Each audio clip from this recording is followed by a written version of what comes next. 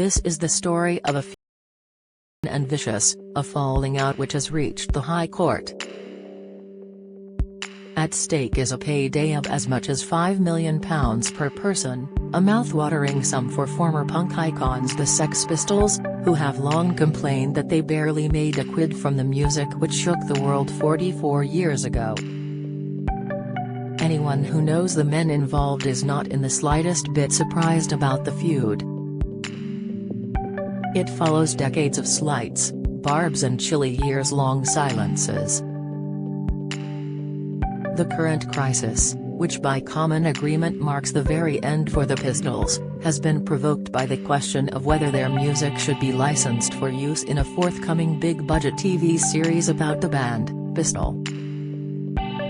John Lydon, known by his stage name Johnny Rotten, says it should not be used.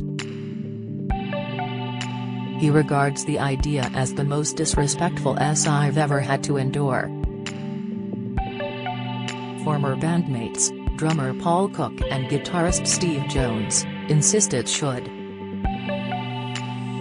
The spat has now ended up in court as they sue him for damages and costs, and to use the songs. The row kicked off in March as the Disney TV series started filming. Directed by Danny Boyle, it stars Maisie Williams, Thomas Brody Shangster, Anson Boone, and Iris Law. Shooting is now nearing completion. This week, sources close to the rest of the band claimed Lydon hasn't said what his specific objections are. His lawyer has argued that the drama portrays him in a hostile and unflattering light. And Lydon said in court, "I care very much about this band and its reputation and its quality control, and I will always have a say if I think anything is being done to harm or damage it." But Jones denies the portrayal of Lydon is unflattering. His side's suspicion is that Lydon is only enraged because the series is based on a memoir written by the guitarist and he is therefore not the central character in the drama. John says it's all terrible but he hasn't actually engaged with any of them about what is wrong with it, says a source. The point is that the show is not about him, and he likes to feel that he is at the center of everything. That is probably what it all boils down to. He may also feel insecure because the musical stars of the Pistols were very much Jones and Cook. John wrote the lyrics and has always had the credit for that, but he doesn't care to be reminded about the musical part of it, I'm told. Former punk Jordan Mooney, 66, who was amused to the Sex Pistols in the 1970s and knows all of them, is unsurprised about the standoff. John argues for the sake of arguing. Has a difficult person and I can't say that part of him has changed at all. As has got older, has only got more difficult, has contrary. The truth is that Lydon has never been friends with the rest of the band, Jones, Cook, and Glenn Matlock. In fact, seldom has any group of musicians been riven by such mutual loathing. What many don't know is that Lydon was never the kingpin of the band in the first place. He was hired in 1975 as a frontman some months after Pistols manager Malcolm McLaren had assembled the group, led by lifelong best friends Cook and Jones. Aged 19, he auditioned for the job by singing along to Alice Cooper on the jukebox in McLaren's iconic shop, called Sex, on the King's Road. The shop was the epicenter of the punk revolution, and the hub from which McLaren wanted to make cash from chaos and to reflect what he called the blank generation, victims of soaring unemployment with nothing to hope for. He hired Matlock, a Saturday boy in the shop, as the bassist in the band. Matlock quickly fell out with Lydon.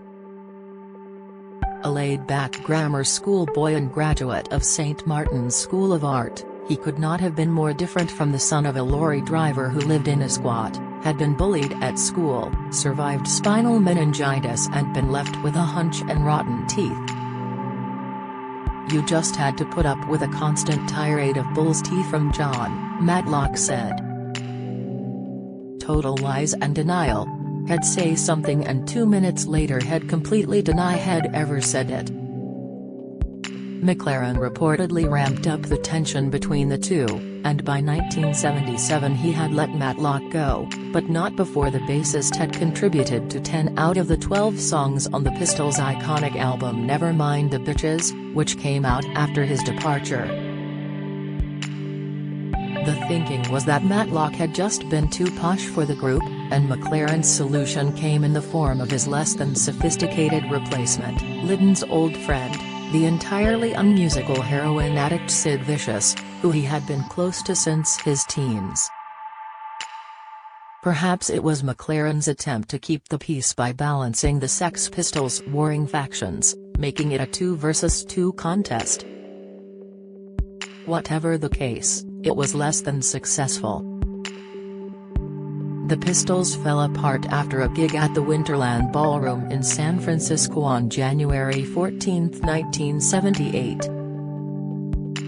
After performing the last song, Lydon sneered at the audience, "Ever get the feeling you've been cheated? Good night." Their contribution to popular culture, an explosion of hatred, disgust and self-loathing so powerful that it changed the face of music forever, was over. The feud between them, however, endured. Lydon later explained that he felt the enterprise had become a farce. He said, "I wasn't going on with it any longer. Sid was completely out of his brains, just a waste of space. The whole thing was a joke at that point. Malcolm wouldn't speak to me. He would not discuss anything with me, but then he would turn around and tell Paul and Steve that the tension was all my fault because I wouldn't agree to anything." Meanwhile, Jones said, "We just was all drifting in different directions. We wasn't a band, like a unit. It was all over the place and America just made it worse, because we weren't used to this big country and all the attention. Drugs played their part in the calamity." Vicious died of a heroin overdose in February 1979 while on bail for stabbing and killing his girlfriend Nancy Spungen.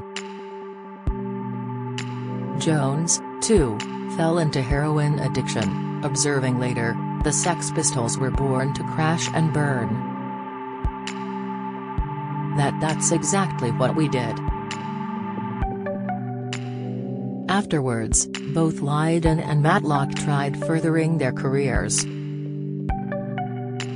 Lydon moved to Marina del Rey, near Los Angeles, with wife Nora, who now has Alzheimer's and for whom he is a full-time carer, and formed his next band, Public Image Limited, PIL. Jones, meanwhile, moved to Benedict Canyon in LA and, after coming through drug addiction, worked as a spin class instructor and a radio DJ. There were 2 disastrous reunions. In 1996, they reunited for their Filthy Lucre tour, netting a reported £1 million each for 6 months on the road around the world. They flew first class. By the end of it, they loathed each other once again. There was an attempt to write new music for a possible Pistols album in 2003 which Jones called, "the worst thing we could have done." It followed a tour of Europe in 2008 which persuaded all concerned that the end of the line had been reached. Jones said, "The last time I spoke to him, Lydon, was 2008 when we did a tour of Europe. I have no desire to speak to him and he has no desire to speak to me. That's totally fine. I wish him all the best. I've got no resentment toward him. It's just our marriage went wrong and we got divorced. You don't want to speak to your ex-wife, do you? It was in 2016 that Jones published his memoir, Lonely Boy. In it, he revealed that he was the first member of the band to have had a sexual relationship with Nora, who Lydon went on to marry. Jones also said that Lydon was impossibly argumentative and had had singing lessons, arranged by McLaren. It is hardly a complimentary portrait. In an interview earlier this year, Lydon was asked what the actor playing him in the TV series was basing his portrayal on. If he was working from the description in Jonas' book, Lydon replied, "It is not my character." He added, "I'm Johnny, you know, and when you interfere with my business you're going to get the bitter end of my business as a result. It's a disgrace. I fronted this band. I'm the man that wrote the words. I supplied the image and direction. The current legal action has its roots in an agreement signed in 1996, which was sparked by Lydon selling his North American publishing rights to music label BMG. The arguments are complicated, but under the agreement, deals to license music for use in adverts or TV shows, say, could be struck even if there was a dissenting minority, in this case Lydon, who disapproves. Lydon, however, says that his arrangement is not valid or enforceable, and points out that on many occasions in the past just one band member's dissent has been enough to prevent their music from being used. For instance, Lydon objected to songs being played in an advert for Jaguar cars, and the deal never went ahead. Another time, the estate of Vicious objected to music being used in a skateboarding advert. Matlock declined the use of the hit Anarchy in the UK in the TV show Hell's Kitchen because he was angry with its presenter, Chef Gordon Ramsay, who he claimed had a hand in closing down his favourite Thai restaurant in London's Maida Vale. Lydon himself had objected to the Sex Pistols' music being used in The Crown, saying that the makers were seeking to create an unhistorical drama and he would not have any part of it.